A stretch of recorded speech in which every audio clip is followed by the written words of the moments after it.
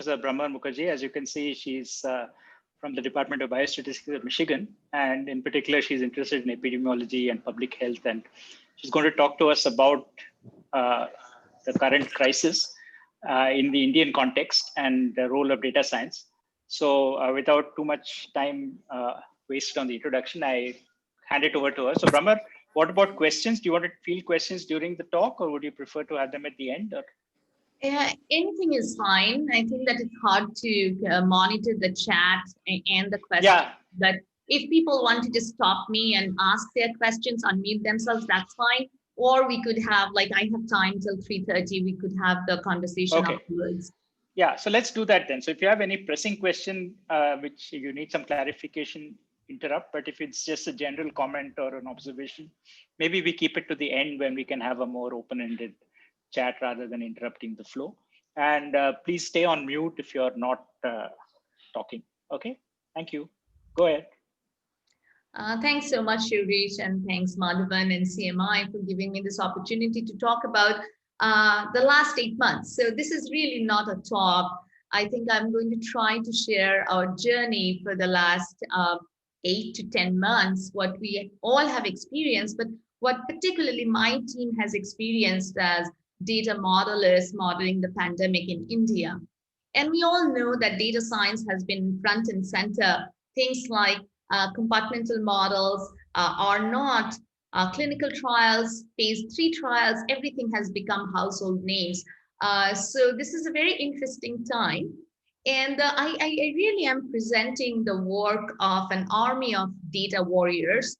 And I say that I use the term data warriors because it really felt like going into a war, doing such rapid pace modeling, and being nervous and anxious about it, what the outcome is going to be. So I'm going to share a very unusual journey as a data scientist because, like all of you, I have been in pure academia, have never worked in industry, and I've been like, peer-reviewed publication, grants. It takes forever for papers to apply that culture. So I've been very adapted and grown into that culture. And this was a very different time, different mode of communication. And I want to share some of that spirit with you this afternoon. So I still remember when we started this work, it was March 16th, 2020, and a year that we are very happy to say goodbye to. And it was the first day of the stay-at-home orders in Michigan. And in just like any other university, Michigan Biostatistics and Statistics has a lot of Indian graduate students and faculty. And we could see that we are feeling like disconnected from the rest of the world, from our parents, from our loved ones. And we're very anxious what the future holds. So I wanted to repurpose that anxiety and the restlessness into something meaningful. So I still remember on March 16th evening, we had a Zoom call and we started talking about what can we do? What is our service as public health data scientists? And fortunately, at the time, my colleague Peter Song and his student Lily Wang were actually experimenting with some models, modeling the Wuhan data. And I was actually playing around with their package because I was very interested. And at the time, when the virus crisis broke in Wuhan and all my colleagues from China and Taiwan were worried about it, we were still joking, like, it's not going to be shut down. Who can lock down a democracy like the United States or India for such a long time? And but the modeling piece seemed interesting to me. I knew very little of compartmental models, and that seemed very interesting to me. I was playing with it. And what unfolded over the next 72 hours was actually us trying to fit the Indian data with that model. And then we have been fitting that model, never anticipated we'll still be fitting that model. But I want to share that story with you. But before that, again, as I said, that this is an army of people from not just University of Michigan School of Public Health, but University of Connecticut, Delhi School of Economics, Johns Hopkins University, Indian Statistical Institute, and many, many people have contributed since then. So we have all, like before I begin this talk and every talk on this crisis, I just want to spend a moment to recognize and honor and think about the contribution of our colleagues in healthcare industry.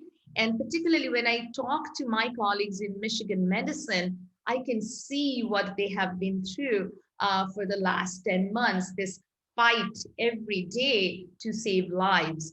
From that minute in March to the last month in 2020 on December 14th. So this is a snapshot of the first two healthcare workers getting vaccinated in University of Michigan.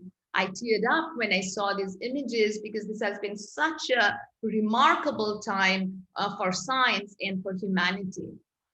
So we obviously know that there has been a lot of progress in the vaccine landscape, and this slide shows you some of the approved vaccines all over the world and the different types of mechanism and methodology that is used to develop these vaccines and what are the countries that are approved in. So this is really inspiring to see within a year, less than a year, such safe, efficacious, not effective, we do not know the real world data yet, and affordable vaccines. So I'm very happy to talk about that part and some of our work in that domain, but today's talk is not going to be about that. It's going to be about the epidemiologic modeling part.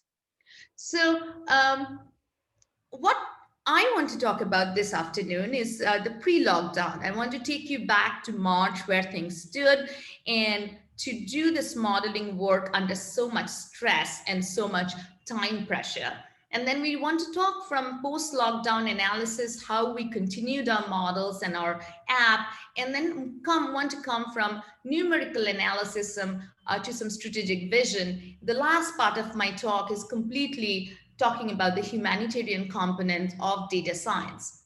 So as I mentioned that when we met in March 16th, for the next 72 hours, we did not eat, we did not drink, we just worked. We are continuously on Zoom call and Slack channels to fit the model to the Indian data, do sensitivity analysis, and write a 30-page report which appeared on the website of my center, as well as a Medium article. So Medium is a very unusual medium for an academic to release their work, particularly for me. I'm very used to, submit your paper to a journal, wait for 6 more months. By the time the paper gets published, nobody cares.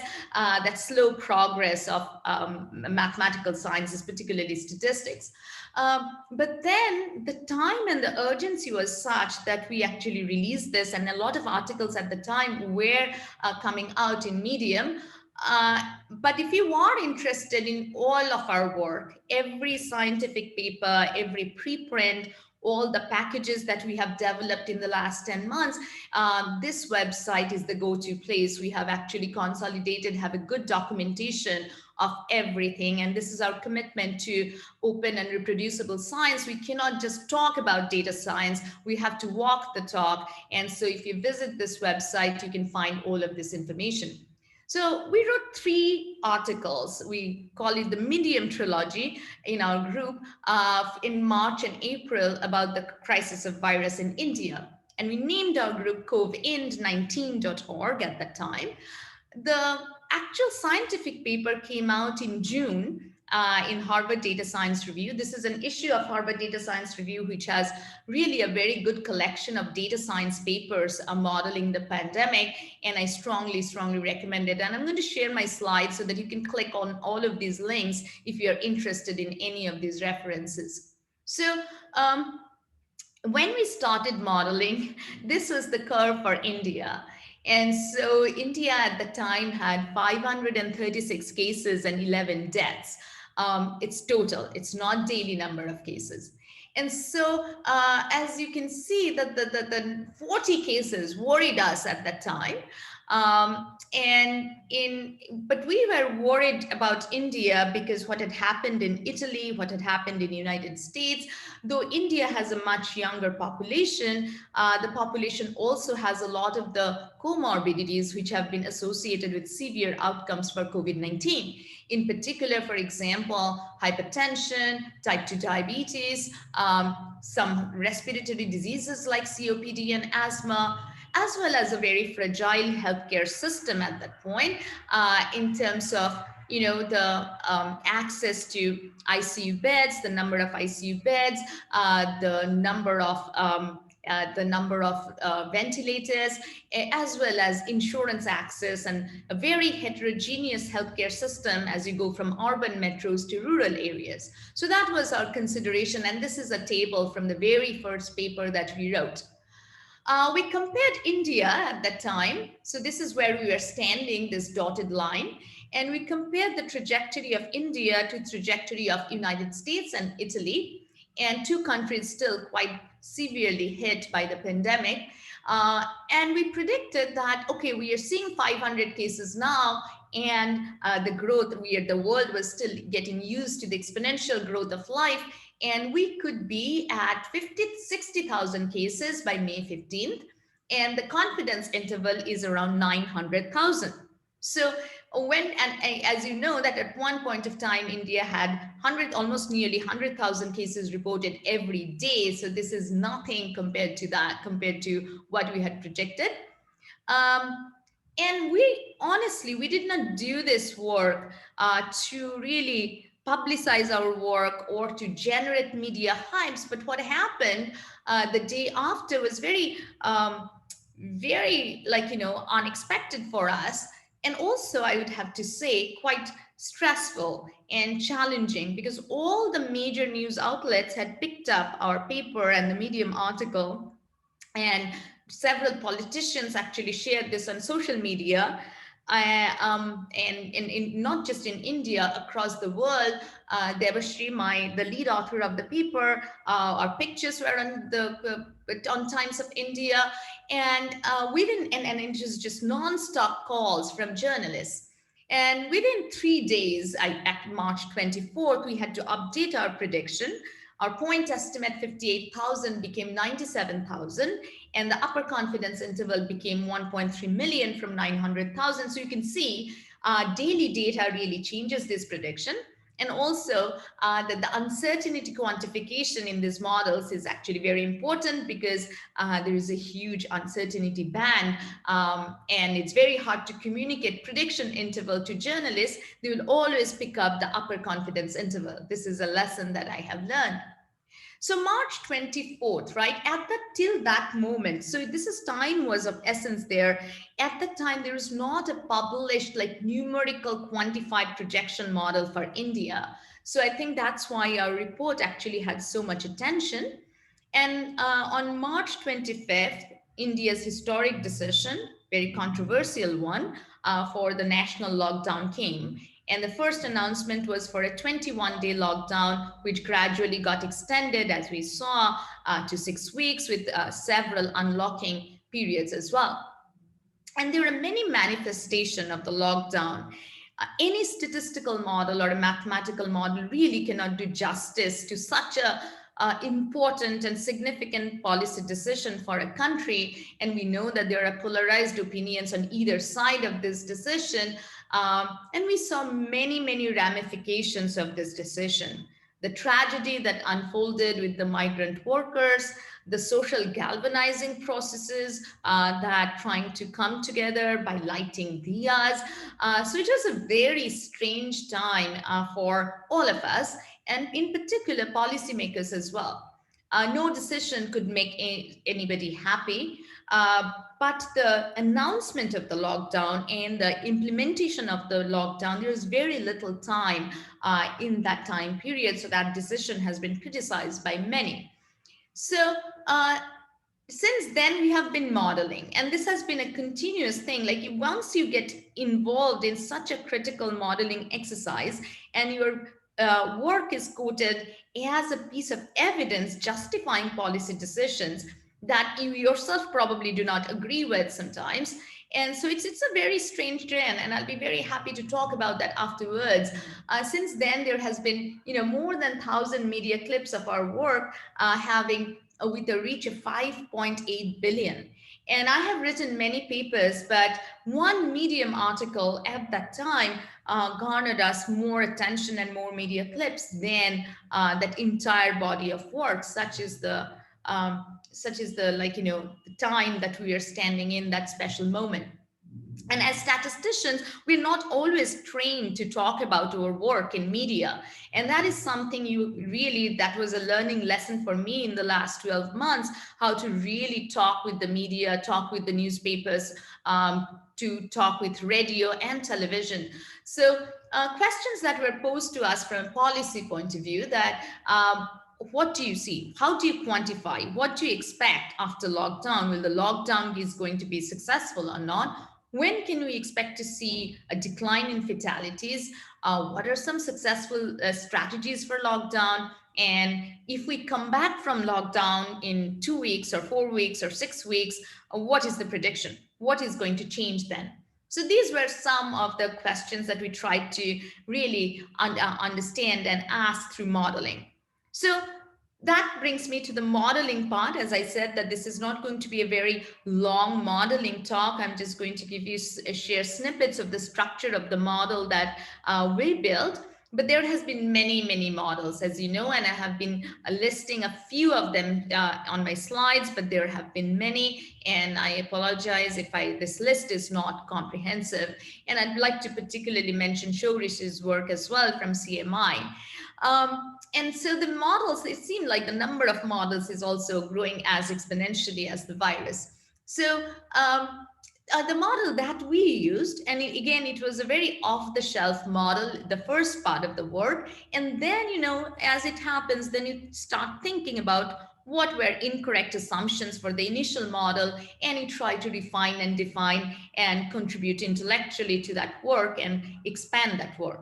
So the model that we had used in the first part of the pandemic, and my learning lesson also, like reflecting 12 months after 12 months or about a year, I do think that simpler compartmental models are better in the first part of the pandemic, when you do not have enough data to really pose a very complex compartmental model with lots of compartments. So traditional SIR models, the susceptible, infected, removed model, for example, that we had used, these are typical tools for modeling the flow dynamics of the population. And it's very common in infectious diseases, in some social theories, sometimes in genetics as well.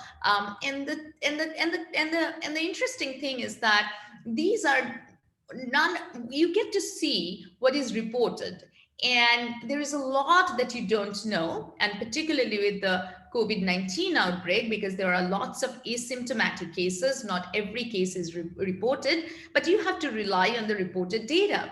So you only get to observe certain proportion that are reported to be infected, and their report, and the removed compartment is a composition of the recovered cases as well as fatalities. And this is the susceptible population. And there is a lot of assumption at that point that you don't have a chance of reinfection. And other compartmental models have much more complicated structure, where you can build in hospitalization, you can build in death as a separate compartment, you can build in pre-symptomatics and asymptomatics as compartments as well. But this was a very simple model, where the only assumption is that we really do not know the true proportion. So those are latent variables, and we are going to set up a very simple hierarchy to say, this is the observed proportion, and what do we believe is the structure of the latent proportion. So facing this challenge that you only get to see the tip of the iceberg, and later on, the models have shown that only maybe 2 to 3% cases in big metros in India are actually reported and identified. The degree of covert infections and hidden infections is actually quite large. So the idea for the extended SIR model, which is developed by my colleague Peter Song and his team, is really to think about these unknown true proportions, that the true proportions are unknown. We get to observe the Ys, which are only what is reported. So there is obviously a relationship. So there is a latent variable structure where we talk about the true parameters as the true proportion on each of these components. And then we have the observed data. And the goal of the model will be to relate this time series of case counts that have been released by the Ministry of Health and Family Welfare, that how do we relate day T with T+1, and how do we fit these models, and so that we can predict the future. So if you remember my first graph that I showed you, that I'm standing in time t or March 16, I am talking about May 15th and what my projections are. And those models are built on this observed data or the observed counts in each of the cells that is released or reported. And so as a statistician, and I'm going to come back to that, these reported counts are actually quite a bit of nonsense and noisy, right? Because it depends on how much you're testing. And it depends on what is the scalability of the testing in different countries and different states and different districts, and who is getting tested. What is your rule for getting tested? And in the beginning phase of the pandemic, if you remember, only people with symptoms or healthcare workers or very selected group of people could get tested. So when we are doing these models for different countries based on reported case counts, we are really not dealing with the same object. So I just wanted to plant that seed in your head, because some of the methodological developments are based on correcting that assumption that these case counts do not mean the same in different states and different parts of the world. So the extended SIR model, what you do is to, just like any compartmental models, you establish a relationship between the counts at time point t, how they're moving from one compartment to another. So these beta and the gamma parameters actually control that rate of flow from the S to I and I to R compartments. And these are our parameters along with the latent proportions, the thetas. So that's the extended part. These thetas are latent. And then what you do is to, as you can see, like as a Bayesian, it's the hierarchical specification of model comes very naturally to you, that you have the observed case counts and then the condition on the latent proportions, you posit a model for them. And so you have the observed proportions, and in this particular case, we assumed a beta distribution for this case counts distribution. Now, so this is the compartmental specification where you have these differential equations and you have this stochastic model for the, you can write down the likelihood, and also you have the solution to these differential equations be a part of your estimation process. But then you have to establish some correlation or autocorrelation between day t and day t minus 1. That you do by establishing a correlation structure. And these parameters that you see, the Dirichlet distribution, we assume the Dirichlet distribution, where the mean of the Dirichlet distribution or the proportions allocated to the different compartments, you can actually estimate by solving at each step this differential equation. So we use the Runge-Kutta approximation in order to solve the differential equation, but there are two parts of this stochastic model. One is this latent part, and the other is this autocorrelation part. And once you specify this, if you specify the joint distribution of the thetas, then you can actually write down your likelihood and try to estimate these things in a Bayesian paradigm. And I can talk about the priors that we assumed. And we have heard a lot about this compartmental parameter, this reproduction rate parameter, and that's not a direct input in this system of differential equation, but it's actually a ratio of the two parameters that you see governing this differential equation, which is the reproduction number that you can calculate as a derivative. Now, one of the major advantages of a Bayesian model is that you can actually get uncertainty estimates of any function of the parameters, for example, this quantity R, or anything else that you want from your posterior MCMC draws. So given the values, as you recursively solve this system of equation, and then you can establish a relationship, and you can try to estimate these parameters beta and gamma. There are many other things in here that you see, which are related to the death rate, which are related to how many people are there, and also. Can I sure. ask a question? Sure, of course. I'm a bit lost, perhaps. So these thetas are now stochastic, or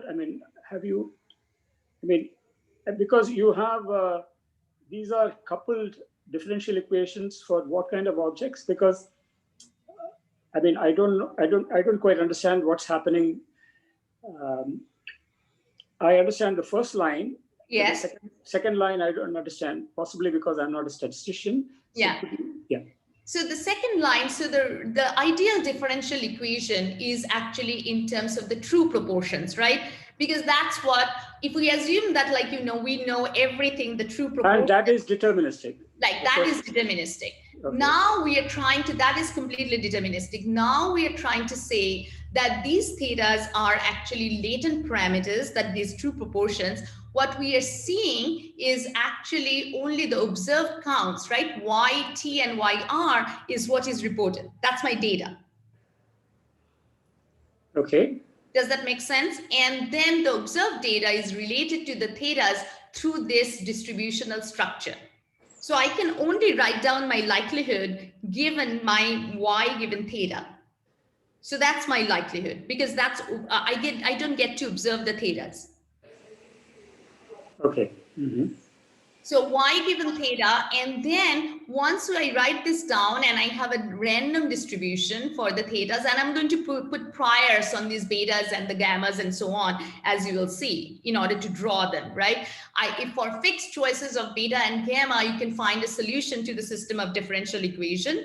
And now I'm putting that solution as a sort of a mean as I model the observed data. That's what is going on. So the betas and gammas become random. Where do you introduce the randomness? Yeah, so you'll see that betas and gammas are also random. So okay. So the betas and gammas are also random, and we are going to put priors on them. And some of these parameters that you see here, lambda I and theta, lambda I and lambda R, these are some of them we are going to assume to be fixed, because we cannot really estimate everything. And betas and gamma are random but time independent. Yes. So what we are going to do is actually, we are going to decouple the whole time interval into major blocks, right? So depending on the intervention, and within each time block, we're going to assume that beta and gamma are constant. So you have a family of random trajectories on these blocks. Yes. Okay. Yes. Thank you. Yes. Yeah. Thanks. Yeah, thanks for that question, because I think that it's very important to understand that because many times this latent part is not there. It's always this deterministic part, and you fix and you solve. But this is the extended SIR model where this latent hierarchy is coming in. Thank you. All right. So as I mentioned that, now we are going to say that we are going to put some priors and betas and gammas. And those priors, some of those priors are actually derived from what people had seen in Wuhan. And it depends on the and some of the other quantities in the model we fix based on what people have observed in terms of the infectivity period, in terms of the incubation period, what is the timing from when you first get infected to if people are dying, what is the distribution of the parameter till that time. So all of these are, some of them are fixed. The only two parameters which are actually assumed prior and a stochastic path are, and we draw from a proposal distribution and assume a prior distribution, are beta and gamma. And as I said, that the ratio of beta and gamma is R. And so as soon as we draw from the MCMC, the draws of beta and gamma, we have a posterior distribution for beta and gamma. And again, we can naturally get the confidence interval and the posterior estimate of R and any other quantities. I'm going to show you some other parameters and other predictions that are of interest from this model. So we definitely want to estimate, to give predictions for what is going to be reported. So there is this whole thing about SIR model, and again, SEIR model, we can talk about that, also has a special compartment for the number of infections which were not detected. Here, what we are doing is that we can, Y's are my reported infections. So we want to give a prediction definitely for that for the future. So you can see that as people go along based on the observed data, you can do posterior draws for Y at time t, little t standing at t plus capital T. But we can also do the mean because theta is also a random variable, you can also do a prediction for the true mean or the true proportions as well. So you can try to capture many different things in terms of the compartment I, compartment R. These are the what people are interested in, particularly in terms of how many infections do you project, which are draws of Y at a future time point, but also other things like, for example, daily incidence curves, not just like, how many at that time point cumulatively, but also what is the difference of the cumulative at time t plus 1 and the cumulative at time t. So the advantage of such type of time series type of forecasting is that in a Bayesian model is that you can get this uncertainty estimates as well as the draws of anything that you are interested in, which is a function of the parameters directly, and you can get the confidence bands that I was plotting in the first graph that I showed you.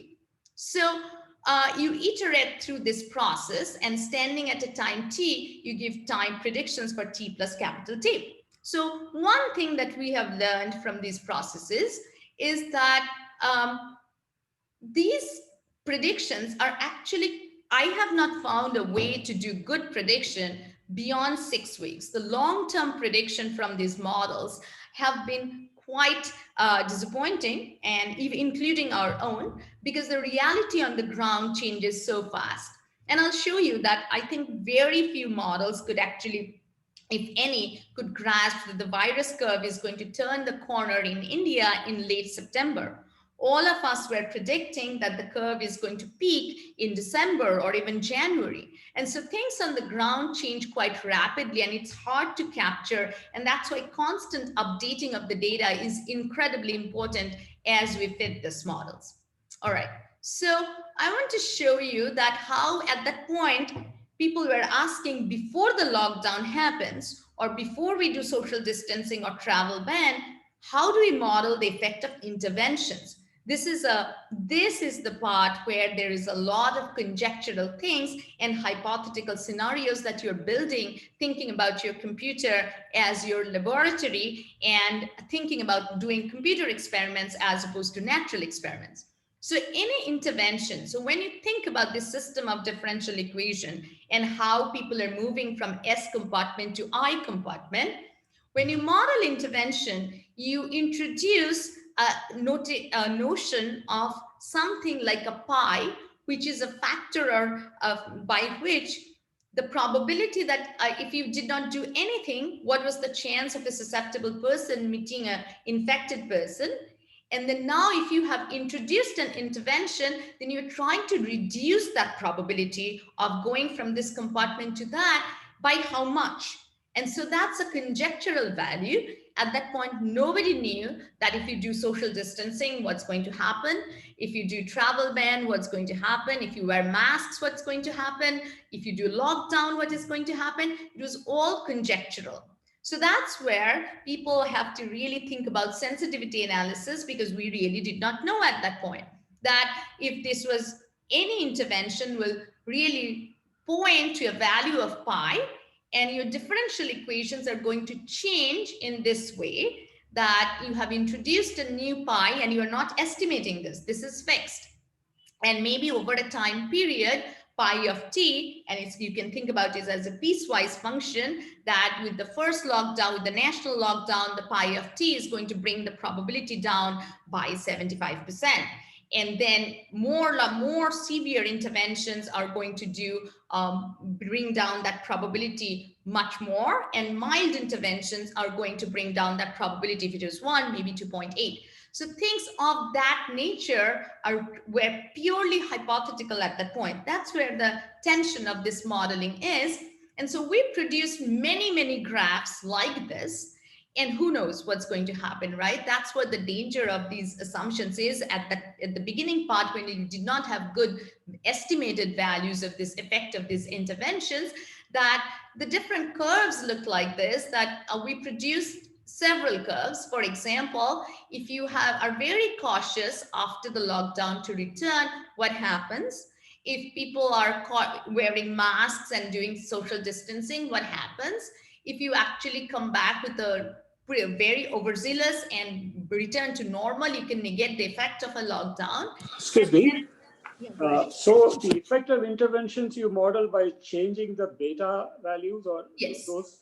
those are the only things you can tune, right? Yes, exactly. Exactly. But then you change.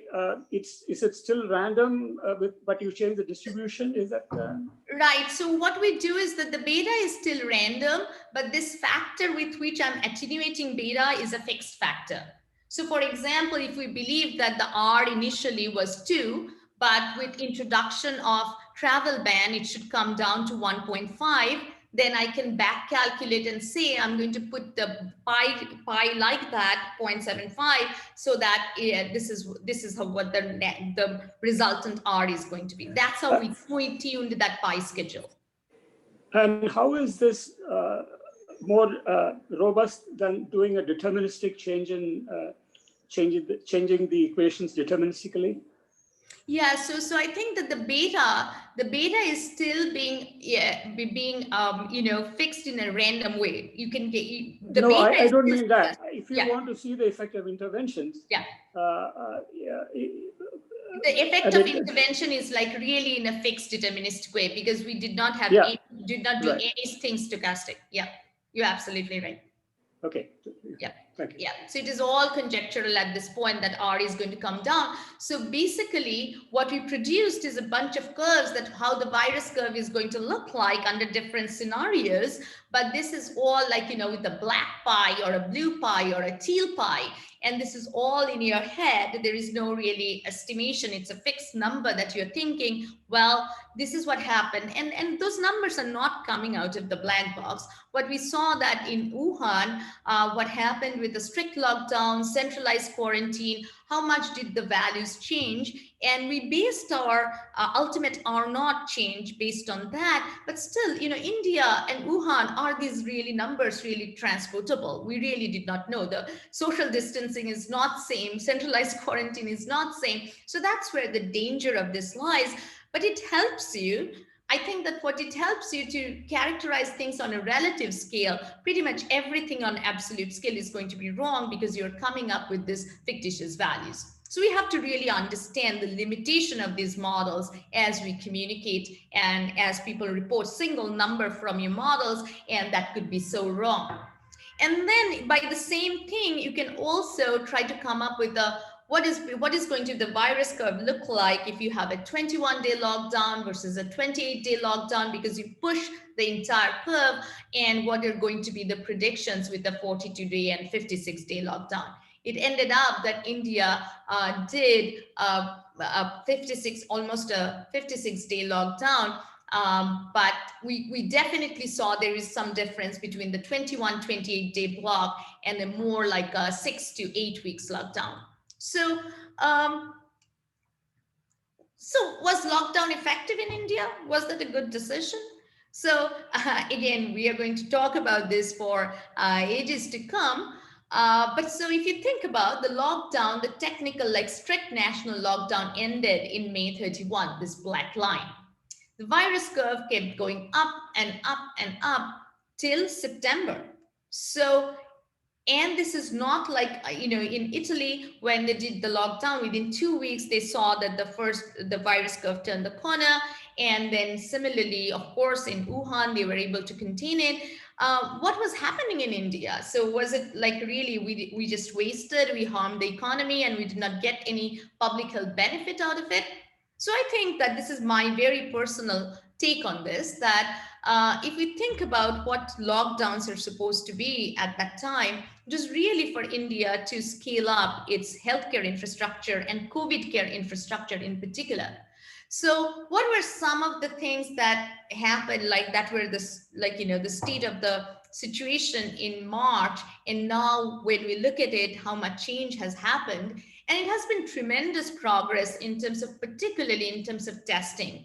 India has really scaled up testing capacity, but also RT-PCR tests have become so much more cheaper because of the public-private partnership as also government subsidies. For example, when I first came to India from United States in November, each test was about 2,500, and my last test here in Calcutta was 600 rupees. So, you know, there's a and I honestly can tell you that it is much harder to get tested and get test results back in the United States compared to India. So this has worked really, really well. Similarly, as you can see, the number of ICU beds, number of isolation beds, number of COVID care centers, there's been a huge, huge improvement in terms of the capacity of taking care of COVID patients.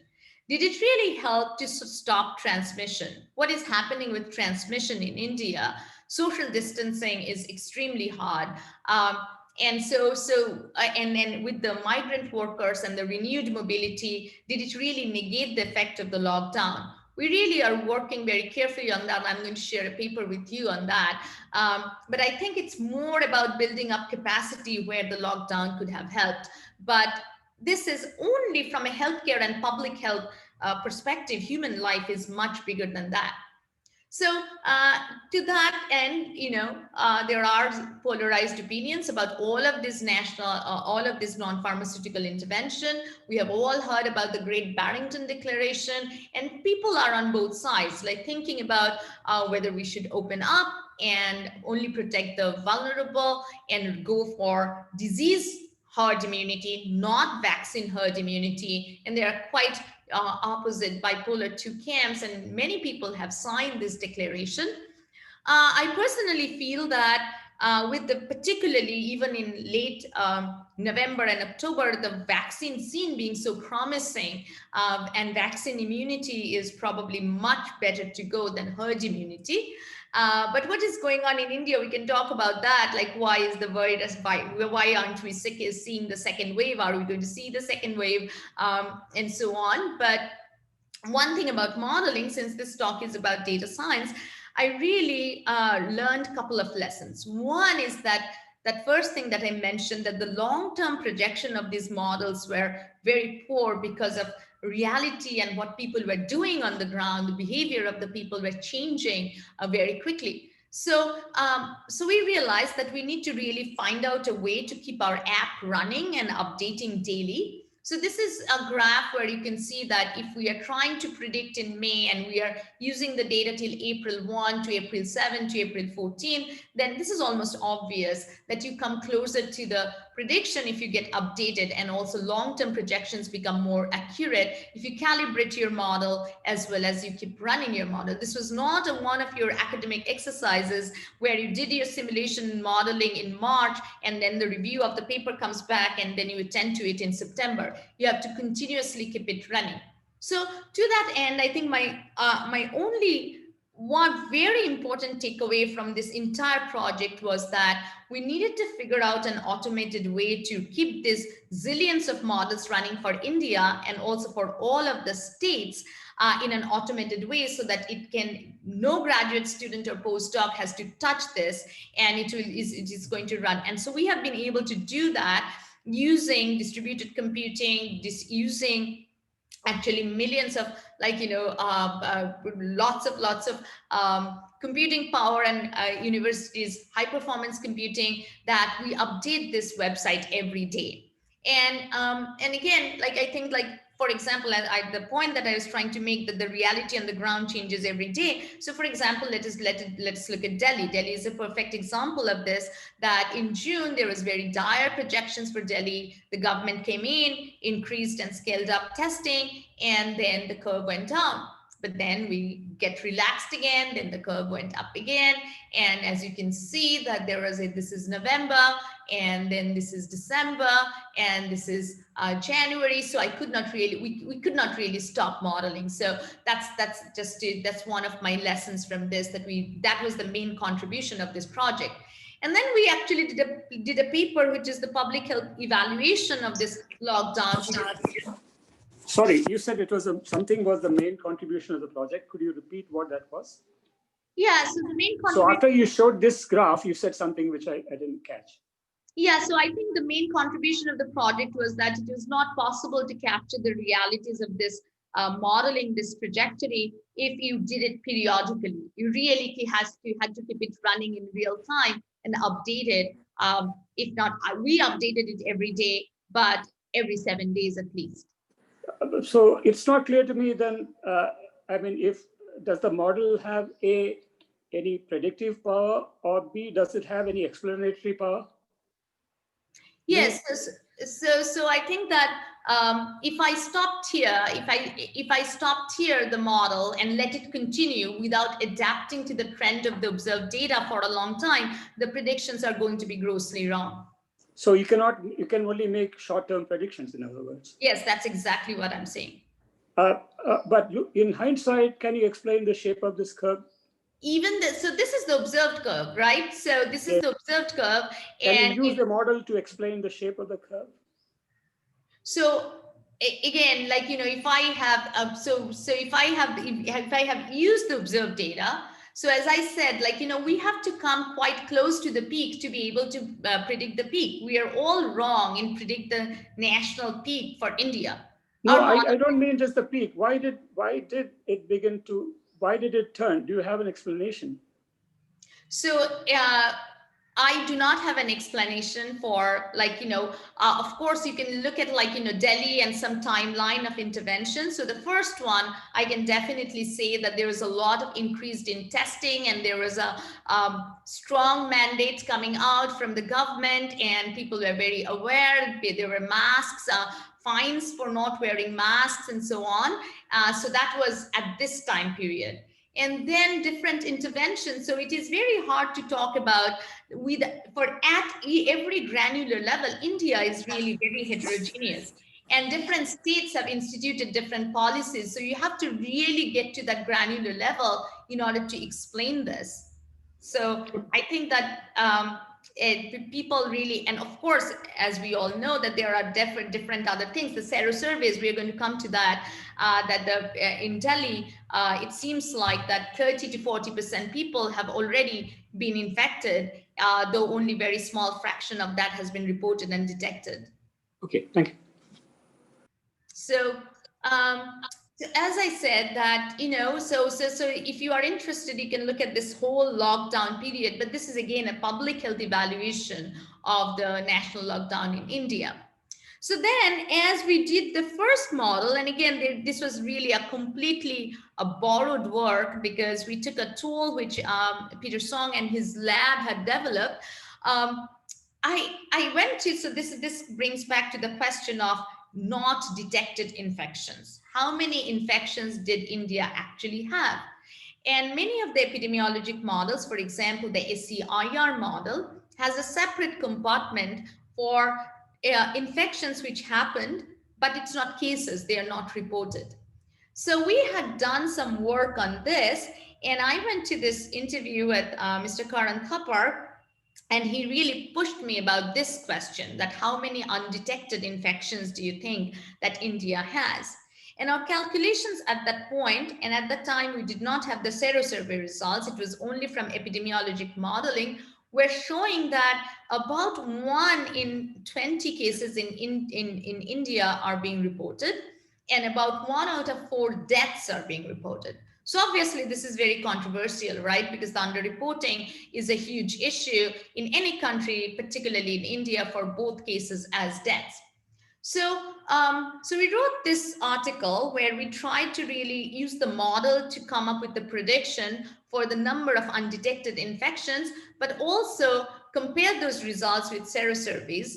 And the modeling exercise and the seroprevalence surveys were in quite good agreement, particularly for Delhi. We do not, the national serosurvey data, also we are in the third national serosurvey, and we can talk about that, but everything points that the large number of cases were undetected. And for Delhi, our estimates are only 2 to 3% cases were actually detected, and that agrees with the seroprevalence data. So now when you think about this simple model is not working, and these case counts are really meaningless depending on your testing strategy. And many of you know that RT-PCR and the rapid antigen tests, which were used in India to scale up testing, had a large degree of false negatives. So as statisticians, I feel like using the case counts as the observed truth. When I did that initially, I also felt like I'm committing a statistical sin because I know that they have error, misclassification error, and selection error. So how do you build it in the model? So working with really two brilliant students from ISI, Ritik and Rituban, who are supposed to do their internship in Michigan. Over the whole summer, we met on Sunday mornings and we wrote a paper, which I'm really proud of, because not just because of the intellectual work, but how these students actually worked throughout the whole pandemic time in order to do something really mathematically challenging, as well as develop a package, our package, which everyone can use, which takes care of this false negative of the test in terms of the case counts, as well as the selection bias that people with like the symptoms, severe symptoms, mild symptoms, or asymptomatic, how is the testing? If you test only the severe symptomatics, if you don't test the asymptomatics, none of them get tested. How do you do sensitivity analysis with respect to the selection of the testing strategy? And again, this model actually has the capacity of talking about how many what fraction of the cases and the deaths remain undetected. And we had the underreporting factor for cases estimated by this model actually from 10 to 20. The latest estimates are around 16, and for deaths around 2 to 5. So even if I take these underreporting into account, this points that the infection fatality rate, not the case fatality rate in India, is between 0.1% to 0.5%, which is on the lower end of the spectrum of all infection fatality rates that you can see worldwide. And even if we, so if we believe, if we are on the lower end, if we believe that yes, we have not missed any deaths, it's the actual number of deaths reported, we believe in that. Even then, if you let it run without vaccination or any intervention, then you'll see 670,000 deaths. Right now, we have seen 150,000 deaths. And so public health principle, and that's exactly why people have really debated for and against disease herd immunity, that this is the cost that you pay, because it's not a number, every death is the face of a loved one. And as I mentioned that this package, we did not just write a paper, we also developed an R package where you can actually incorporate the false negative rate as well as your testing strategy depending on symptoms. So that's why we call it SCIR fancy for false negative and symptom based. And then we also wanted to compare different models for India. So there was a paper where we compared head to head 5 different types of models for India, from simple exponential curve fitting to renewal process based models, which is starting from the death data, which the Imperial College London model is. So this is really an exercise, and for our graduate students also to really look through the different models and different kinds of tools for modeling these type of case counts, and see what are the derivable and what are the deliverable from each of these models that you can obtain. So as I mentioned, that this work was being done very, very rapidly.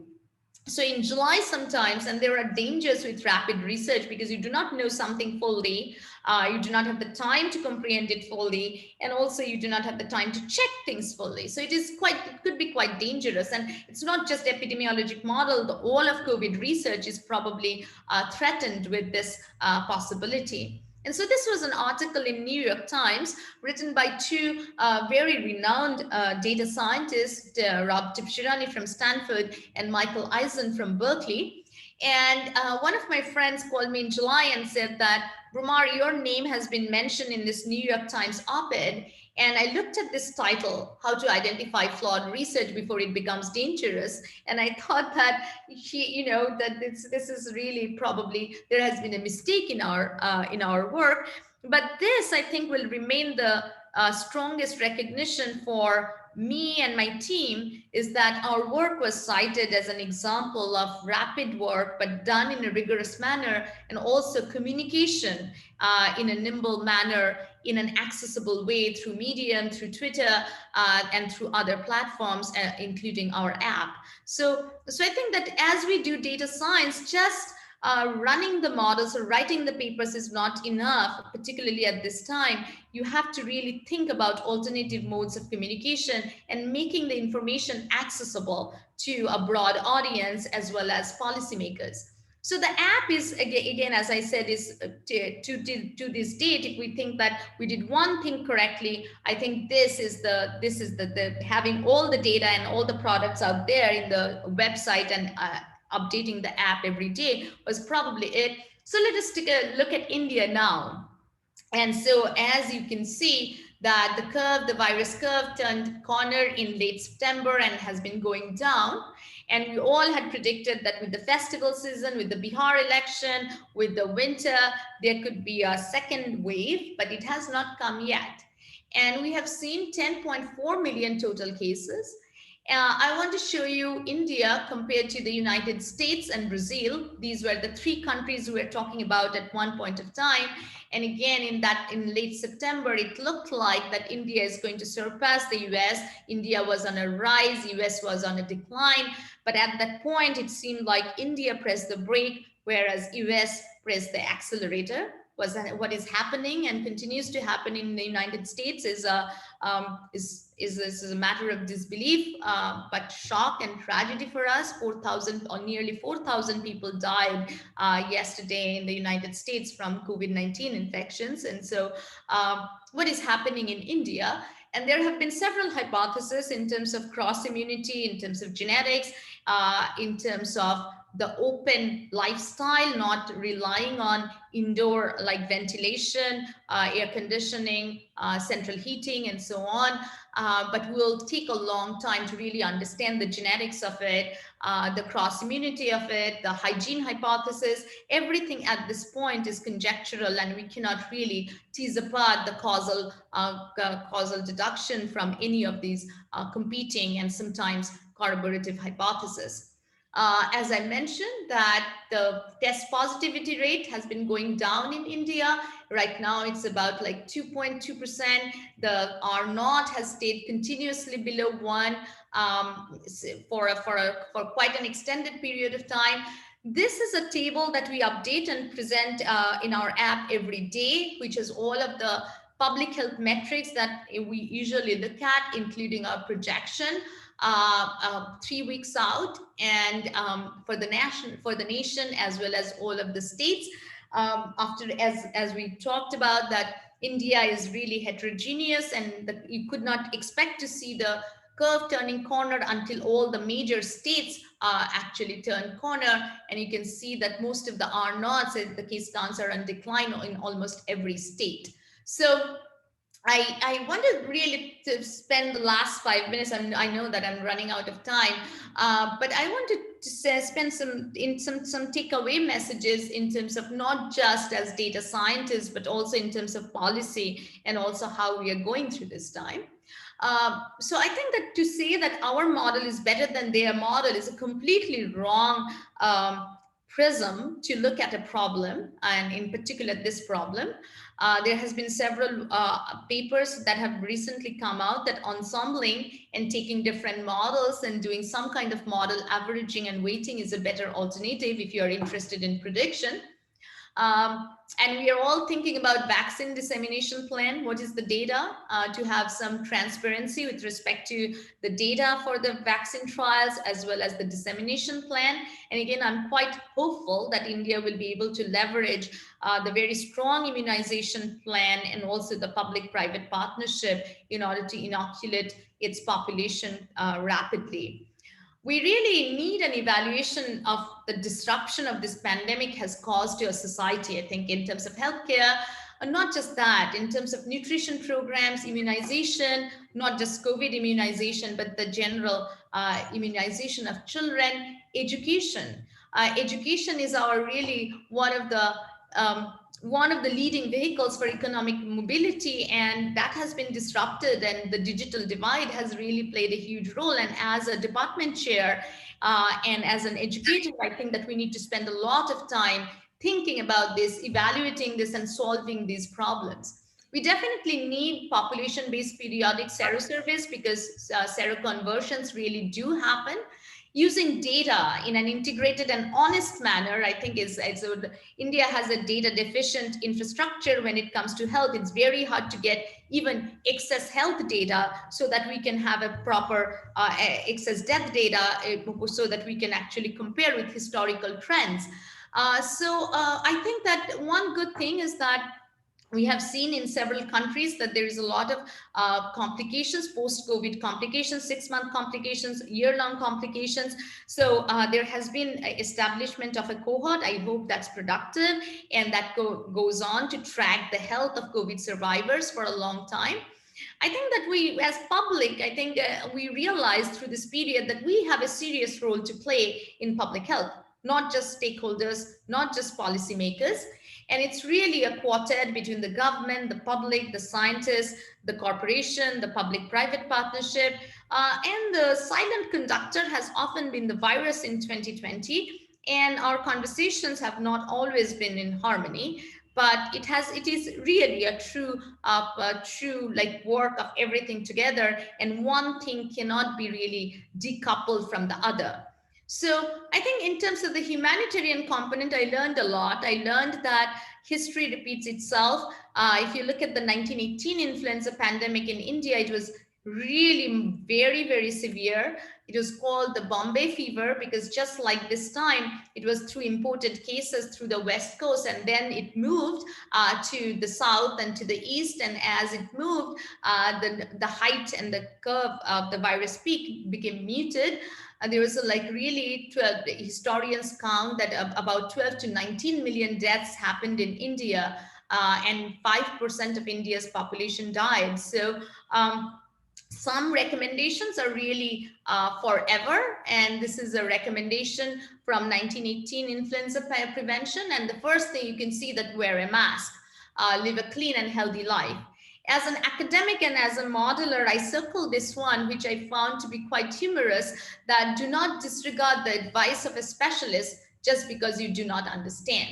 So I think that it has been a really long haul and we're all tired, but I think that we have to talk about the mental health and the humanitarian aspect of this time as much as we talk about the scientific aspects as well as the modeling aspect. And we really need to do comprehensive models which would really take into account the different costs that we paid in terms of different domains and do a proper holistic cost-benefit analysis of the policy, because of this is just one quantification of how many COVID deaths did we save is just not enough. And so I really enjoyed this paper on being human in the face of a pandemic, which came out in Nature Cancer. And I think it's so important. Leadership is so important, and leading with science and humanity is so important here as well. The techniques which have been successful for India, there is a lot to learn for the world. In a low resource setting, how to really leverage community health workers, how to really get buy-in from religious leaders and community partners. I think that we are going to really learn about this and do case studies in public health for a long, long time. Social distancing, centralized quarantine, isolation centers, India and all the apps that were being developed, the tracking system, the contact tracing. I think we're going to study this and really learn more things as days to come. And as I think that as statisticians and as human beings, at this time, I think though I did a lot of modeling, I drew my inspiration really from literature. And I want to quote this poem by Rilke, which I think is very true at the beginning of my talk, that we started on a very grim note, but then we end the year with vaccination. And let everything happen to you, the beauty and the terror, just keep going because no feeling is final. And that's true for anything in life, in academics, as well as in this pandemic as well. So in terms of managing my personal risk, and this has been quite a spectacular journey, academic journey, but also a physical journey. This was my desk in Ann Arbor for 6 months. I've been just looking at the picture of my parents, just thinking, will I ever be able to see them again? When will I be able to see them again? And then I took this trip in late November, just before the US election, and you can see me in front of Chicago airport. And this was my minimization of risk. I look like an astronaut, but I took everything, every precaution to go get through the airport and to come and see my parents. And so maybe it was overkill, but still, I'm so glad that I took this trip and I was reunited with my parents, and my parents were very joyous that I was able to come. And then I go back to United States next week and continue to do the science. I really want to thank all of you for your attention. Want to thank Surish for the kind invitation, and I'm happy to take any questions. Thank you so much for listening.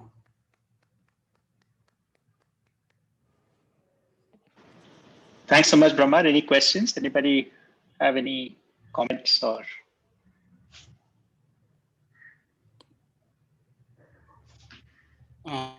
Can I ask a question, Pramati? Of course. Yeah. So in your ACIR model, what I was thinking, can you incorporate predictors like, test positivity rate, number of tests per million, this kind of predictors which are easily available? Of course, zero data is not easily available. We cannot use those as a predictor, but some of the things and we know the number of tests, something we can actually have ahead of time, because we just talk to the the policy makers. We know ahead of time how many tests are going to be available in the market. So those things, and does test positivity rate can be incorporated in your ESIR model? So that is one of my questions. Yeah, so a couple of things is that, like in the first part, when we did the initial model, the ESIR model, where there is no compartment for asymptomatics, it's basically just the 3 compartments and assuming latent proportions that you don't get to see everyone. But I think that if you wanted to make it more complex, and you can try to build in, like, a regression model, for example, for the means with different covariates, you can try that. We have not tried that. What we did in the next part, like the paper that I was showing, and with Ritik and Ritoban, which is under review now, what we did is that we can manipulate, we can incorporate the number of tests, but also how the tests were distributed in the risk strata, right? If you had severe symptoms, what proportion of people tested had severe symptoms, mild symptoms, because this initially it was all people with severe symptoms because there were a limited number of tests. So if we assume that if we had X tests and Y people in severe category, then Y people are going to get the test, and I'm going to be left with X minus Y, right? So a test to distribute to the mild symptomatics and asymptomatics. So we actually built in such sensible testing strategy in the model, as opposed to but those are input variables that we think that at this time this is the strategy, and then what are the estimates given this strategy. So it's basically a sensitivity analysis tool rather than and then we also did, if we did universal random testing, for example, then what would be the estimate, as opposed to if we first prioritized all the severe symptoms, what would be the estimate. So it's basically different testing strategies as input variables, so that you can see a sort of a robustness check how your predictions as well as R naught and other parameters change if the testing is different. Because I don't think we will ever know how testing was done, particularly with the access question. I got tested 10 times in the last 5 months. Who is going to explain why I got tested? So I think that as more and more tests became accessible, it's very hard. So you can really use it as a sensitivity analysis tool. But I don't know. We have not tried modeling the mean as a regression with several covariates incorporated into the mean. That would be a natural way to think about it. Thank you. But I think that selection in testing and also the test being very imperfect is a huge thing that there is a lot of false negatives out there which are being classified, and I think you are getting a false assurance that you don't have the disease. So I think that's a important point, and it's not like 5%, it's 15 to 30%, and sometimes with the antigen tests even higher. No, this is with RT-PCR test. You are saying this false? Yeah, the RT-PCR test 15 to 30% false negatives. Oh, that's pretty high actually. Mm-hmm. And more like, things improved and these numbers changed, but still false negatives are quite high.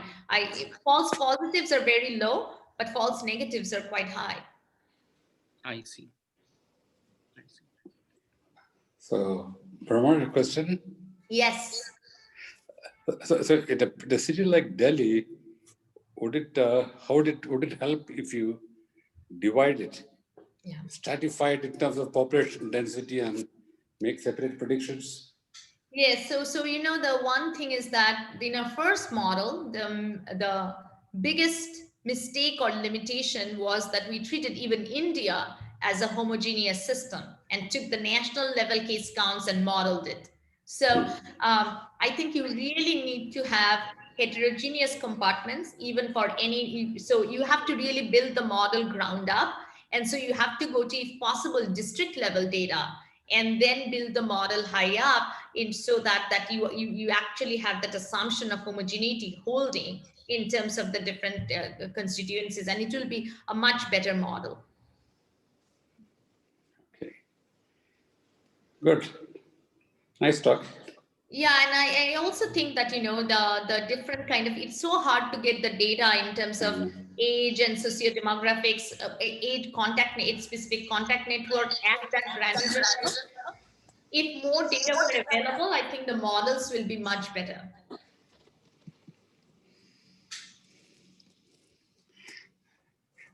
Any specific? Yeah. Hi, Brahmardeep Bashish here. So, can you hear me? Yes, I can. Good to see you. Good to see you. So do you have any like state-wise or city-wise, performance, how they're doing comparative performance, and so that we can see that policy-wise, implementation-wise, which state is doing good, doing better than others, or which city is doing better, like that type of comparative study?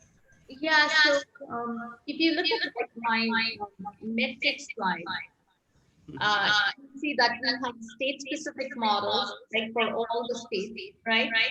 So you can maybe I can share. Like if you go to our app also, you'll see that we have models for every state.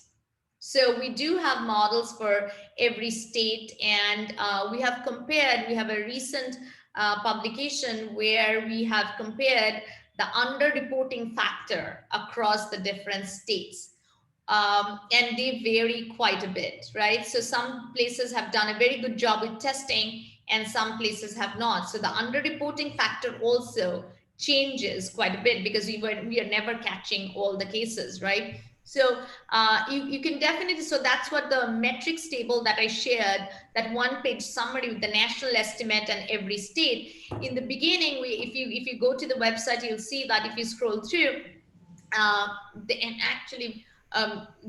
then you'll see that we had forest plots, right, for all the states and classified them into red and green and neutral, doing okay, doing poor, doing well.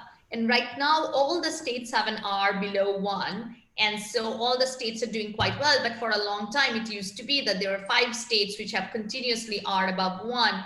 And so just that summarizing that, we have not done it at a city level, but definitely at a state level. So that BMJ paper is actually about comparing how do you can compare, like, different states in terms of different public health metrics.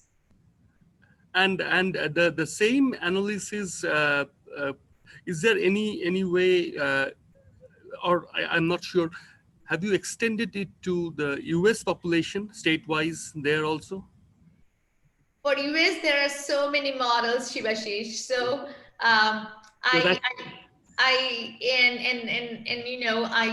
think that people have done a lot of granular level model in US because more data are available, right? More data are publicly available. Even if you want to look at like the age and sex specific distribution, the demographic distribution, and think about this as different processes, different heterogeneous processes, many mobility data, for example, these are easily accessible nationwide for the United States, whereas it's very hard to get it for all of India.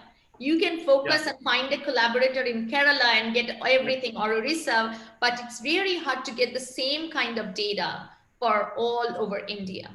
Yeah, that's an issue. But for US, there are many fancy models now. Peter Song has a model in terms of a district level, actually even at the county level, and also like risk stratification, policy interventions, even at a county level. Because I think that the state policies in US really mattered a lot, but also at a very county level policies matter. Like who decided to close down the grocery shops and like things like that. So I think that such interventions varied at such a granular level hierarchically, and particularly for US. In India, at least there was a period where there was a national lockdown. In US, it was all heterogeneous, right? Different states and different governors taking different decisions. So we did not see a very well thought out long-term plan emerging in the US, and of course, US is suffering because of that.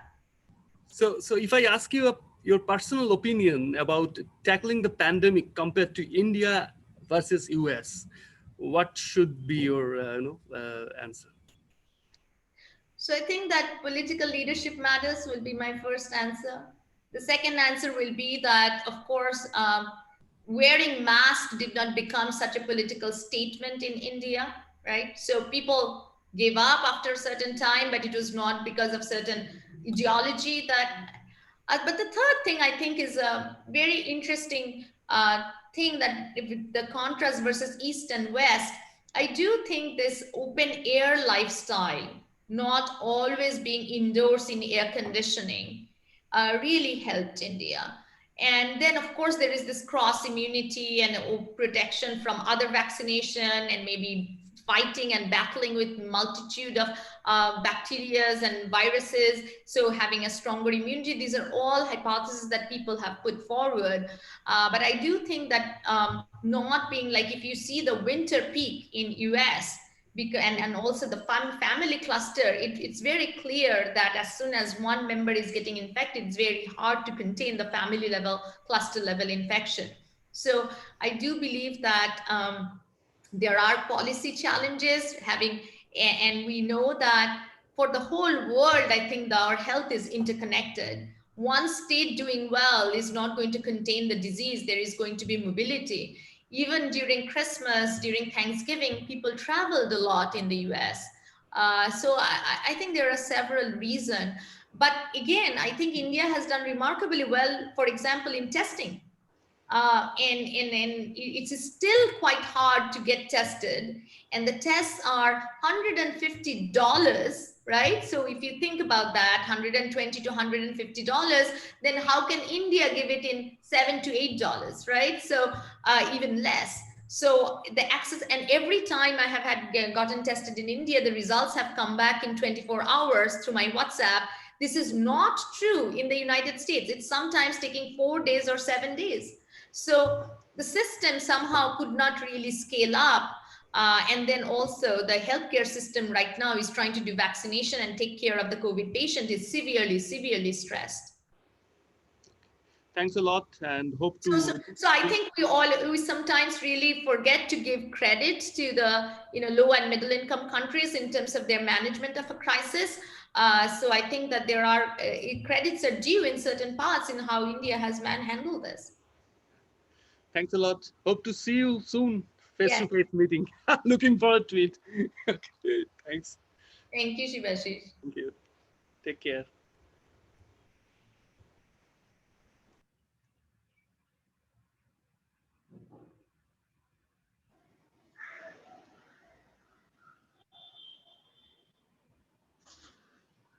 Okay, so any other questions?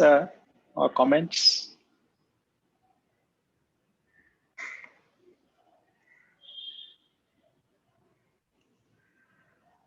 So the new strain. So yeah, this is a great question. Are there any plans to include studies on the site with respect to new strains of the virus? So right now we really do not know, right, from the reported data, which infection is from the old strain, which one is from the new strain.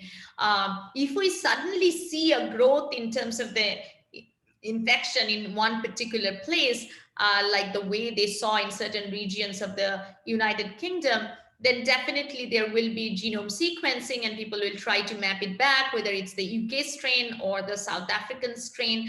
But I think that that information is probably not going to be known for us to model that which one is from the old strain and what is from a mutation.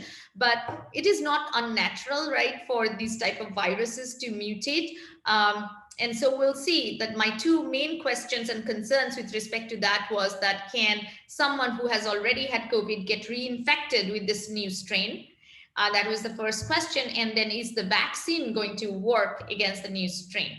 So, and from what I hear talking to my virologist and immunologist colleagues, it seems like that the chance of reinfection through this new strain still seems to be low.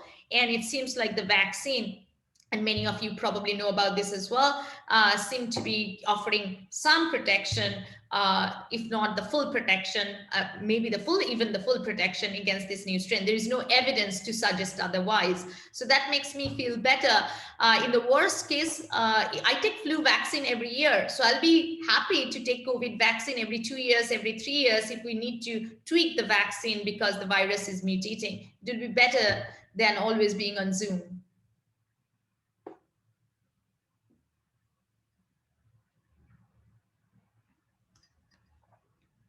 Yeah.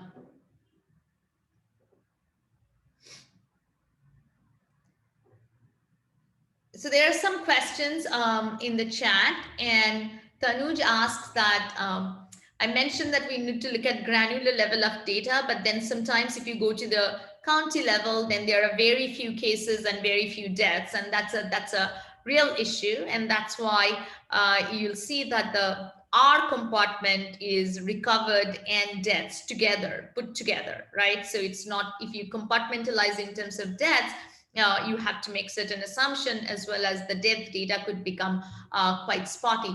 But the thing is that I think that in the beginning part of the pandemic, why we did not do this, because the data was really, really sparse, right? 536 cases for all over India. That's when we started the model, and 11 deaths. We could not really decompose that into many districts and county levels. But and also we could not really compartmentalize, introduce all of these compartments for hospitalization, for deaths, for all other things, that all other different stages of the virus's progression. We could not do it. But as you accumulate more data and as you get more granular information, then possibly you need to build up this. And then the hierarchical model will have some spatial correlation, just like we have temporal correlation, right? So a district is not going to be on its own truly. So there is going to be parameters which tie and borrow strength across the districts in a spatial manner as well.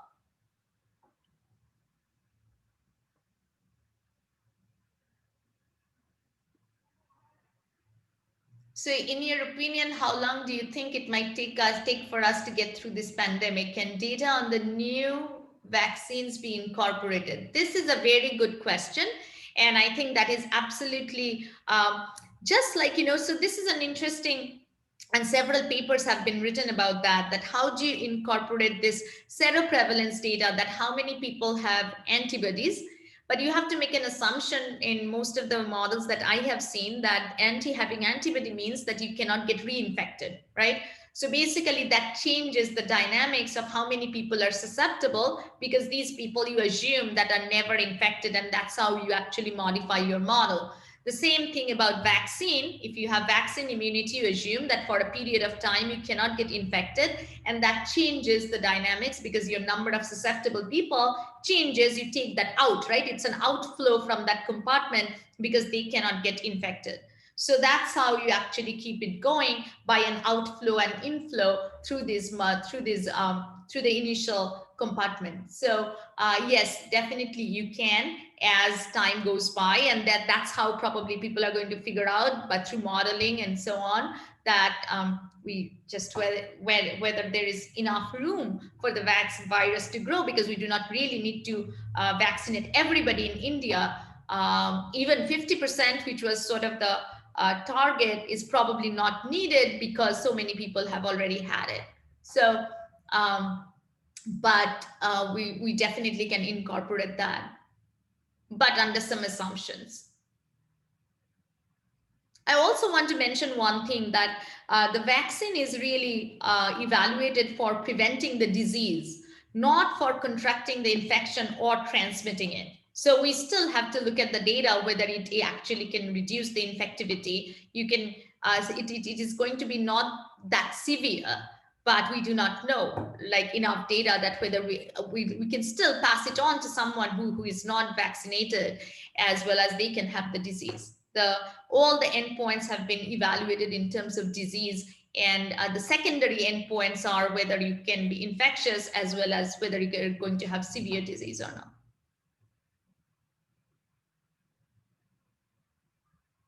Would you rely on your model for long-term predictions? No. As I mentioned, that no. And if I don't rely on most of these models for long-term predictions, and you can go on the initial models, like continued this for 2 years, and that's without reality on the ground changing. It is what you have in day T, and then you can incorporate certain things. But I don't rely on my model for long-term predictions. And I think that 6 weeks is a good time window for the model to be able to give reliable predictions. But I'm not happy with the long-term predictions at all.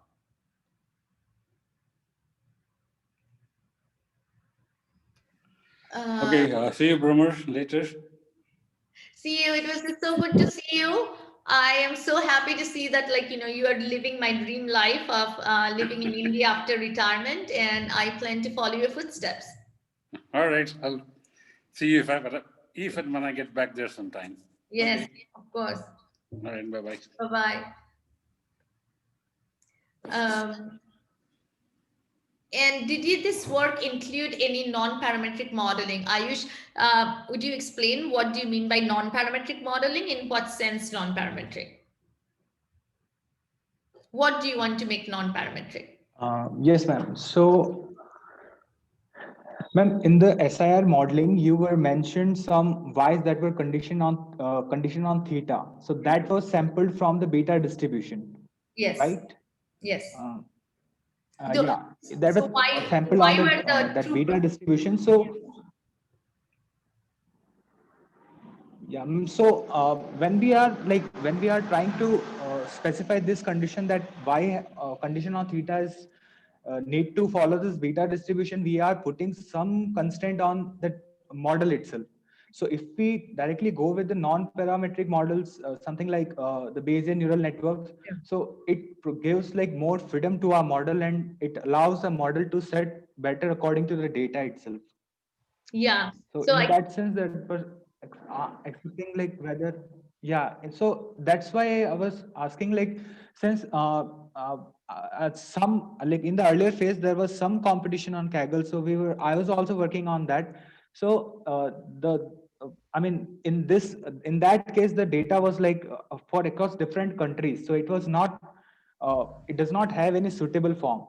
Mm-hmm. So that's why I want to know that, like, in context of, since your work you have done, it was done in the context of India. So do you think that this non-parametric thing would have produced better result, or yeah, so a couple of things. That's a great question. That if we could make this model more flexible without paying, we could make the distributions more flexible. We have a parametric family of distribution. So my take on that is going to be that, you have very simple data, right? Case counts. And what level of data, what is the common denominator that you have available at national level? You have to think about because if you're building a national level model, then you need to have data, reasonable amount of data, some places you can impute across the nation. And when we first modeled the data, it was just so simple time series. It was very hard to justify very complex modeling, because you have complex models will need like more data, more parameters, and you can run into the risk of too much overfitting. What I have seen more recently is not non-parametric, but really ensembling. Really take an exponential curve fitting model, take a generalized linear mixed model, take a renewal process model, the ICL model, take the CIR model, take the predictions from many, many models, and then try to do some kind of cross-validation to do a weighted kind of super learning through this prediction, and then come up with an ensemble prediction, because you are borrowing, like, you are leveraging the strength of different models at different places in a data adaptive way. I feel that will probably be more realistic. And another thing is computation, right? We are running these models, and these models take a long time to converge, because these are nonlinear compartmental models, and more compartments you introduce, it takes longer to run and converge. And we are running it every night for all the 20 states and India under a few different scenarios of those pi or the intervention. So that's a huge computing burden. And I'm not sure I could manage it at that point in terms of more complex models. Okay, ma'am. Yes, yeah. I think I should also, I mean, in my work also, I think include that ensemble learning part. I mean, that thing that seems more appropriate for this case. Yeah. Yeah, the ensemble modeling, I think, is quite good for now that we have seen everybody's models. I think I do not want to declare that this is the model. I don't think anybody should think about any model as a super model, including the policymakers. We should really learn from each other's model.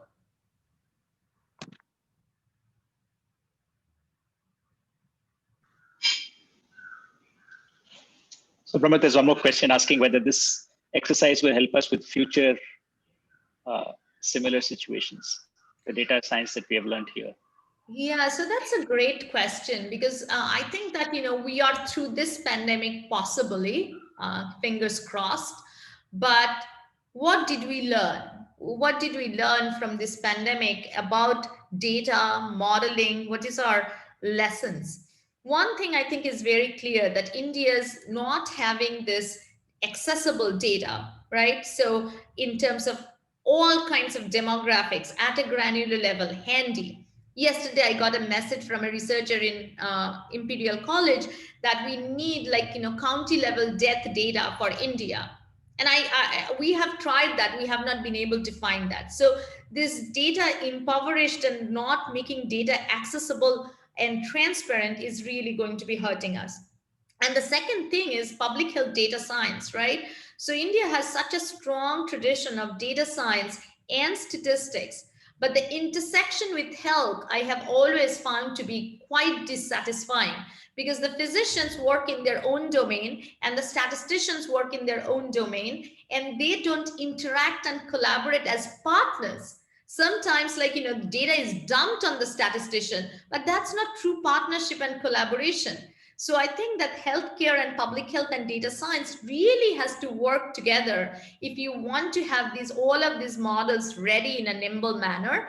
And also, like, JP students, next generation of students have a long, like, very important role to play in India's future with data science.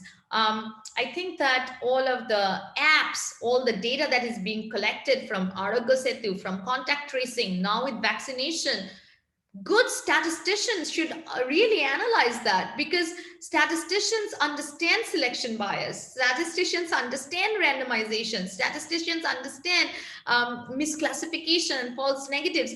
When I see really oversimplified analysis and not that partnership, it makes me very sad, because there is strength in both the domains, but this true interdisciplinarity somehow has not really taken off in India as of yet, because that's why I feel biostatistics is still quite weak those statistics and mathematical statistics and probability and data science and computer science is very strong. So that's my sense, but I'd be really happy to listen to other people's perspective who have worked elsewhere and have come back to India, and how this experience of collaboration has been.